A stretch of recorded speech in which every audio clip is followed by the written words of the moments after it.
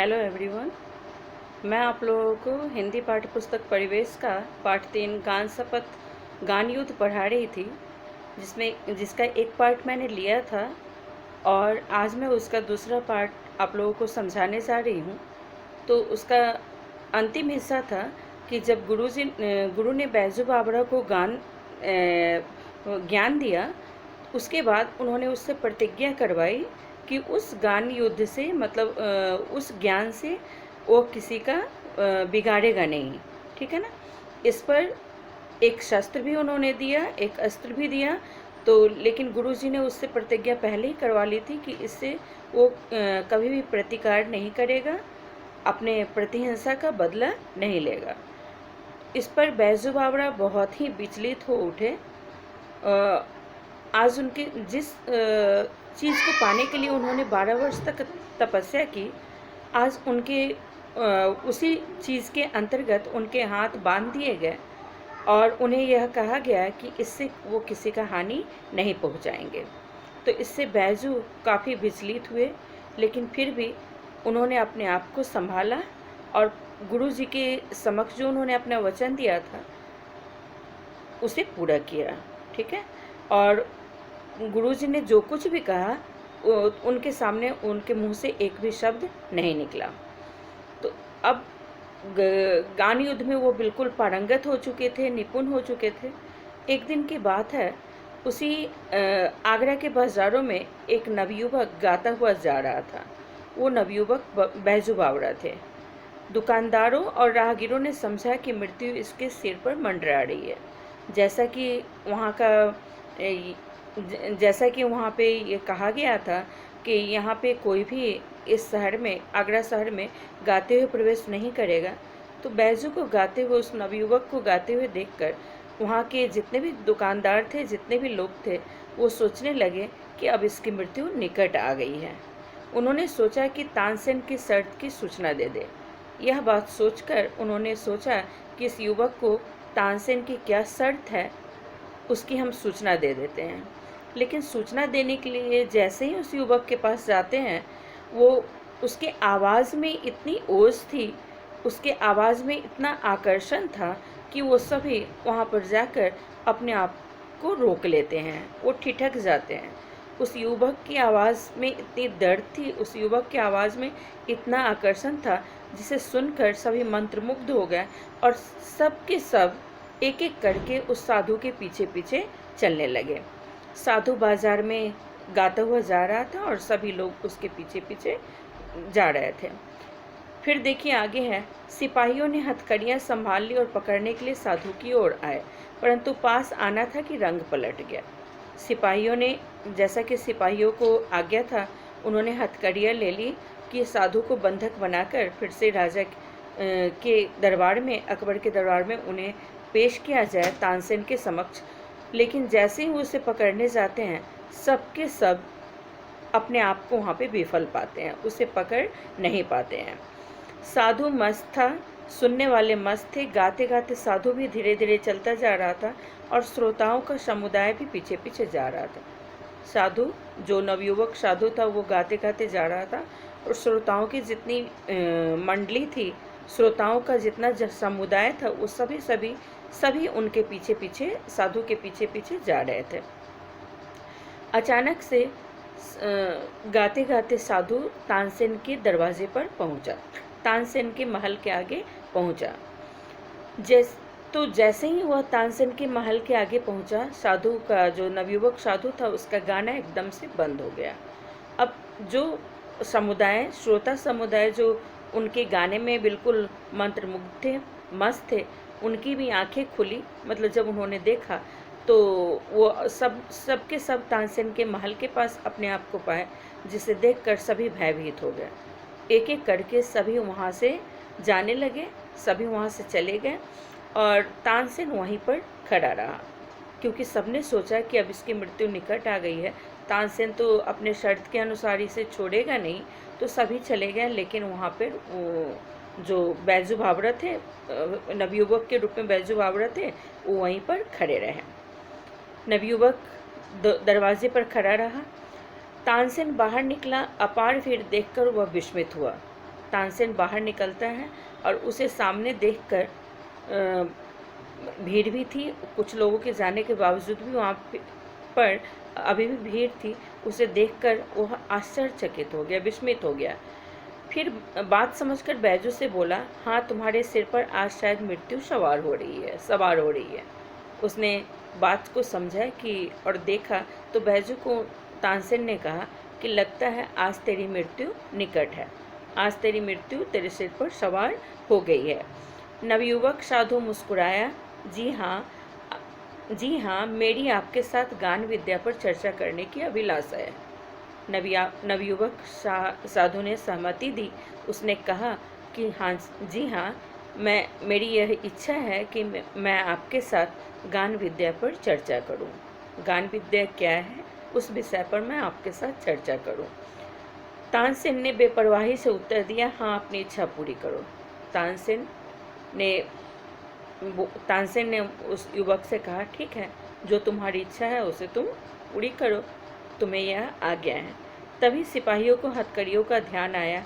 वे आगे बढ़े और उन्होंने नवयुवक साधु के हाथों में हथकड़ियाँ पहना दी।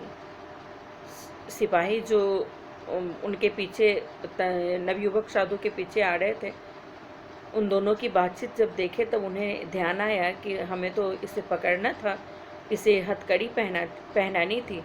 हथकड़ी पहनाकर वो सभी पीछे हो गए, पहना दी। भक्ति का तांता टूट गया, श्रद्धा के भाव पकड़े जाने के भय से उड़ गए और लोग इधर उधर भागने लगे। जो साधु के प्रति भक्ति और आस्था का भाव मन में उमड़ पड़ा था, सब वहाँ से डर के मारे, तानसेन के भय के मारे वहाँ से जाने लगे।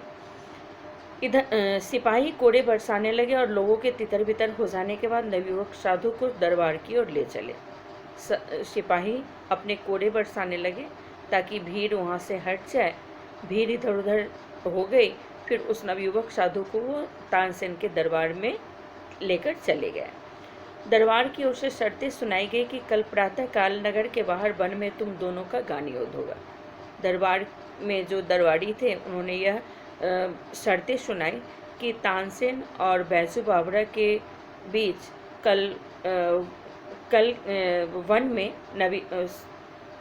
कल प्रातःकाल नगर के बाहर जो वन है उसमें उन दोनों का गान युद्ध होगा। यदि तुम हार गए तो तुम्हें मृत्यु दंड देने का तानसेन को पूर्ण अधिकार होगा। साथ ही वहाँ पे जो सेनापति थे उन्होंने यह भी कहा कि अगर गान युद्ध में तुम तानसेन से हार गए तो तुम्हें मृत्यु दंड मिलेगी, ठीक है। और तानसेन को यह पूर्ण अधिकार होगा कि वो तुम्हें मृत्यु दंड देंगे। यदि तुमने उसे पराजित किया तो उसका जीवन तुम्हारे हाथ में होगा। और साथ ही यह भी कहा गया कि अगर तुमने उसे गान युद्ध में हरा दिया तो उसका जीवन भी तुम्हारे हाथ में होगा, ठीक है। नवयुवक साधु ने जो शर्तें रखी थी सेनापति ने उसे स्वीकार किया और सिपाही उसे लेकर कारागार में लेकर चले गया। वह नवयुवक साधु बैजू बावरा ही था। वो जो नवयुवक साधु था बैजू बावरा ही था, क्योंकि उसे तो अपने पिता की मृत्यु का प्रतिकार लेना था, प्रतिहिंसा लेना था। लेकिन आज अपने गुरु शंकरानंद के वचन में वह अपने गुरु शंकरानंद के वचन से वो बंध गया था और अब वह गान युद्ध के द्वारा तानसेन को जीतना चाहता था। जैसा कि सुबह का समय निर्धारित किया गया था कि जो बाहर राजभवन के बाहर जो वन है उसमें दोनों का गान युद्ध होगा, तो सुबह होते ही आगरा की जनता को नगर के बाहर भागते देखा। सबने यह खबर जाना तो सब तानसेन और अकबर के बीच हुए गान युद्ध को देखना चाहते थे, सब सुनना चाहते थे। साधु की प्रार्थना पर सर्वसाधारण को भी उसके जीवन और मृत्यु का कौतुक देखने की आज्ञा हुई। सभी प्रजा के लोगों को भी यह आज्ञा दी गई कि इस गान युद्ध को कोई भी देख सकता है। तो जिसने सुना सभी वन की ओर दौड़ चले। साधु की विद्वता की धाक दूर दूर तक फैल चुकी थी। साधु इतना विद्वान था, उसे इतना ज्ञान था, उसकी चर्चा दूर दूर तक फैल चुकी थी। जो कभी अकबर की भी सवारी देखने को घर से बाहर न निकले थे, जिन्होंने बड़े बड़े त्योहारों पर भी आना पसंद नहीं किया था, आज वे भी नई पगड़ियाँ घोट घोट कर बांध रहे थे।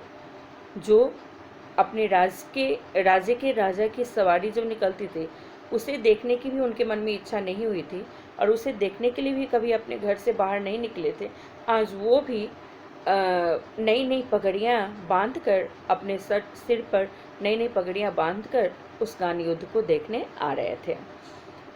10 बज गया था। लोगों ने दृष्टि ऊपर उठाई। समय चढ़ चुका था। 10 बजे के समय था। अकबर सिंहासन पर थे, साथ ही नीचे तानसेन बैठा था। अकबर सिंहासन पर थे, उस राज्य के राजा अकबर सिंहासन पर थे और उनका सबसे प्यारा गायक, अकबर तानसेन को बहुत प्यार करते थे, तो उनका सबसे प्यारा गायक तानसेन नीचे बैठा था। अकबर ने घंटी बजाई और तानसेन ने कुछ प्रश्न संगीत विद्या के संबंध में बैजू बावरा से किए। सभा की शुरुआत हुई, गान चर्चा शुरू हुई, गान विद्या के बारे में पूछना शुरू हुआ। घंटी बजते ही तानसेन ने कुछ प्रश्न बैजू बावरा से किए। बैजू ने उचित उत्तर दिए और लोगों ने हर्ष से तालियां बजाई। जितने भी प्रश्न तानसेन ने किए, सबका उत्तर बैजू ने सही सही दिया। बैजू के उत्तर पर सभी लोगों ने खुशी से तालियां बजाई और उसकी जय जयकार वहाँ पर जो क्षेत्र था उसमें बैजू की जय जयकार होने लगी। बैजू बावरा ने सितार हाथ में लिया और जब उसके तारों को हिलाया तो जनता ब्रह्मानंद में डूब गई और वृक्षों के पत्ते भी निश्चल हो गए। जैसे ही बैजू बावरा ने अपने हाथ में सितार लिया और गाना शुरू किया तो ऐसा लगा कि वहाँ मौजूद लोग ही नहीं बल्कि वृक्ष के पत्ते भी खुश होकर झूम झूम कर उसके गान का आनंद उठा रहे हों। लोगों ने आश्चर्य से देखा कि हिरन छलांगे मारते हुए और आए और बैजू बावरा के पास खड़े हो गए। वन में पेड़ पत्ते ही खुशी का अनुभव नहीं कर रहे थे, उस आनंद का अनुभव नहीं कर रहे थे, बल्कि वन में जितने हिरन थे वो भी उछलते हुए आए और बैजू के संगीत को सुनने लगे। बैजू बावरा तल्लीन होकर सितार बजाता रहा, मतलब काफ़ी देर तक बैजू बावरा सितार को बजाता रहा। हिरन मस्त थे। बैजू बावरा ने सितार हाथ से रख दिया और अपने कंठ से फूल मालाओं को उतारकर उन्हें पहना दिया। बैजू बावरा ने जब गाना बंद हुआ, सितार अपने हाथों से हटाकर अलग रखा और जितने भी उसके गले में फूलों की माला थी, उन सभी फूल मालाओं को उसने हिरन के गले में पहना दिया।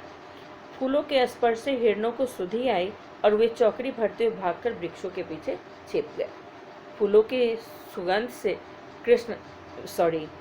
हिरन सोचे कि हम कहाँ आकर खड़े हुए। उन्हें यह ज्ञात हुआ और फिर से उछलकर वो पेड़ के ओट में जाकर छिप गए। बैजू ने कहा, तानसेन, फूल मालाएं पहने हुए हिरणों को अब यहाँ फिर बुलवाइए, तब मैं आपको संगीत विद्या में पूर्ण मानूंगा। बैजू ने कहा कि तानसेन, जब से मैंने तो आपको अपनी विद्या को दिखा दिया, अब आप भी अपनी विद्या को दिखाइए और जो हिरन फूल माला पहनकर गए हैं उनको आप फिर से अपने गान विद्या से उन्हें यहाँ बुलाइए, तब मैं आपको संगीत विद्या में अपना गुरु मानूंगा, मतलब संगीत विद्या को का ज्ञाता मैं आपको समझूंगा। तानसेन सितार हाथ में लेकर अपनी पूर्ण प्रवीणता के साथ बजाने लगे। इस बात पर तानसेन ने सितार हाथ में लिया और जितनी भी उनमें कुशलता थी, उन सभी कुशलताओं को लेकर उन्होंने सितार बजाना प्रारंभ किया। ऐसा अच्छा सितार उसने अपने जीवन में कभी नहीं बजाया था। इतना अच्छा बजाया कि उन्हें लगा कि इतना अच्छा सितार उन्होंने अपने जीवन में पहले कभी नहीं बजाया था। बजाते बजाते काफ़ी देर बीत गया, समय काफ़ी चढ़ गया। उसकी सितार बजाते बजाते उनकी तानसेन की अंगुलियां भी दुखने लगी। बहुत चेष्टा करने पर भी जब कोई हिरन नहीं आया, तब तानसेन की आंखों के आगे मृत्यु नाचने लगी। बहुत कोशिश करने के बावजूद तानसेन ने सितार के द्वारा सितार बजाकर हिरणों को बुलाना चाहा। उसने बहुत कोशिश की, लेकिन जब बहुत लंबे प्रयास करने के बाद भी जब हिरण नहीं आए तो अब तानसेन को लगा कि अब मेरी मृत्यु मेरे समक्ष खड़ी है, क्योंकि ऐसा ही शर्त लगा था। ठीक है, वह पसीना पसीना हो गया और लज्जा से उसका मुखमंडल तमतमा उठा। बजाते सितार बजाते बजाते पसीने पसीने हो गया और अब उसने अपनी हार भी उसे अपनी हार उसके सामने समक्ष दिख रही थी, तो अपनी हार को देखकर वह बहुत शर्मिंदा भी हुआ। बहुत अच्छा, यह कहकर उसने फिर सितार एक बार लिया। ठीक है, बैजू बावरा मुस्कुराया और धीरे से बोला, बहुत अच्छा, यह कहकर उसने फिर सितार एक बार हाथ से लिया। तानसेन के सितार रखने के बाद बैजू बावरा जब हिरण नहीं आए तो बैजू बावरा ने पुनः एक बार फिर से सितार उठाया और उसे बजाना शुरू किया। जैसे ही बैजू बावरा ने सितार बजाना शुरू किया, वायुमंडल में फिर से उनके गान लहरी तरंगे खाने लगी और जो हिरण फूल माला पहनकर गए थे अपने गिरवाओं में, अपने गर्दन में, वो फिर से उसके समक्ष उसकी सुरीली आवाज़ सितार की सुरीली आवाज़ को सुनकर वो वहाँ पर आ गया। ठीक है, अकबर का तानसेन के साथ अगाध प्रेम था। अकबर तानसेन को बहुत ज़्यादा प्यार करते थे। जब उसकी मृत्यु निकट देखी तो कंठ भर आया। जब तानसेन की मृत्यु अकबर ने निकट देखी तो उनका मन भी भर आया। वो काफ़ी दुखी हुए, लेकिन क्या करते, तानसेन शर्त जो हार गया था। लेकिन अब ये बात उनके हाथ में नहीं थी, क्योंकि उन्होंने ही ऐसा शर्त रखा था और अब तानसेन शर्त भी हार गया था। वे विवश होकर उठे और संक्षेप में निर्णय सुनाया। उन्होंने विवश हो गए वे और विवश होकर उठे और उन्होंने यह निर्णय सुनाया, बैजू बावरा की विजय और तानसेन की पराजय। बैजू बावरा को उन्होंने विजय घोषित किया और तानसेन की हार घोषित की। तानसेन कांपता हुआ आगे बढ़ा। वह जिसने स्वयं किसी को मृत्यु के घाट उतारते हुए दया नहीं की थी, उस समय दया के लिए प्रार्थना करने लगा। इससे पहले जब किसी की शर्त के अनुसार तानसेन ने कभी किसी की मृत्यु को छोड़ा नहीं था, टाला नहीं था। जो एक बार शर्त हो जाती थी उसे वह पूरा करके ही छोड़ता था। आज स्वयं वो अपनी मृत्यु को निकट देखकर प्रार्थना करने लगा कि किसी तरह उसकी जान बच जाए। बैजू बावरा ने कहा, जहाँपना, मुझे प्राण लेने की इच्छा नहीं है। बैजू बावरा ने कहा कि अकबर से कहा कि महाराज, मुझे किसी की प्राण लेने की इच्छा नहीं है, चाहे शर्त जो भी हो। मैं अपना शर्त जीत चुका हूँ, तानसेन हार चुका है, लेकिन फिर भी मैं इसे मृत्युदंड नहीं दूंगा, तो इच्छा नहीं है। आप इस निष्ठुर नियम को हटा दीजिए कि जो आगरा की सीमाओं के अंदर गाएगा, यदि तानसेन से हार गया तो मरवा दिया जाएगा। आपने जो अपने राज्य में नियम बना रखे हैं कि जो आगरा नगर में गाएगा और तानसेन से जो हार जाएगा उसे मृत्यु के घाट उतार दिया जाए, क्योंकि ये एक गान विद्या है, ये अपनी अपनी लोगों की प्रवीणता है, अपनी अपनी कुशलता है, तो आप इस नियम को हटवा दें। अकबर ने अधीर होकर कहा, यह नियम अभी इसी क्षण से खत्म हो। अकबर बहुत विकल होकर, बेचैन होकर बोले कि हाँ, अब अभी से ही, आज से ही इस नियम को हम अपने राज्य से हटाते हैं। तो उस नियम को ख़त्म कर दिया गया। तानसेन बैजू बावरा के चरणों में गिर पड़ा। तानसेन जो कि एक महान गायक था, वो भी एक गायक के चरणों में गिर पड़ा। ठीक है, बैजू बावरा के चरण में गिर पड़ा, क्योंकि बैजू ने उसे मृत्युदंड नहीं दिया था। और दीनता से कहने लगा, ठीक है ना, दीनता भरे वचन से उसने कहा, यह उपकार जीवन भर न भूलूंगा। आपने जो मुझ पर उपकार किया है, मेरे जीवन मुझे प्राणदंड नहीं दिया है, इस उपकार को मैं अब अपने मरते दम तक कभी नहीं भूलूंगा। बैजू बावरा ने उत्तर दिया, 12 वर्ष पहले की बात है, तुमने मेरे पिता के प्राण लिए थे, यह उसी का बदला है। बैजू बावरा तो अपने पिता की मृत्यु का प्रतिकार लेना चाहते थे, लेकिन अब एक तो उन्होंने अपने गुरु को वचन दिया था कि जो गान विद्या दिया था और जो अस्त्र दिया था उससे वह किसी का हानि नहीं पहुंचाएंगे, तो अपने नियम में भी बंधे हुए थे। और जब दोनों की गान विद्या के बारे में दोनों की जब बहस हुई तो उसमें भी जीत बैजू बावरा की हुई। तो उन्होंने अकबर से यह अकबर से यह नियम हटाने की बात कही कि आपने जो शर्त लगा रखा है उसे अभी से ख़त्म कर दे। अकबर ने इस बात को मान भी ली, और एक तो अकबर ने उस नियम को हटा दिया कि जब कोई इस राज्य के अंदर गाएगा और तानसेन से हार जाएगा तो उसको मृत्युदंड नहीं दिया जाएगा। तो अकबर ने नियम भी हटा दिया, और साथ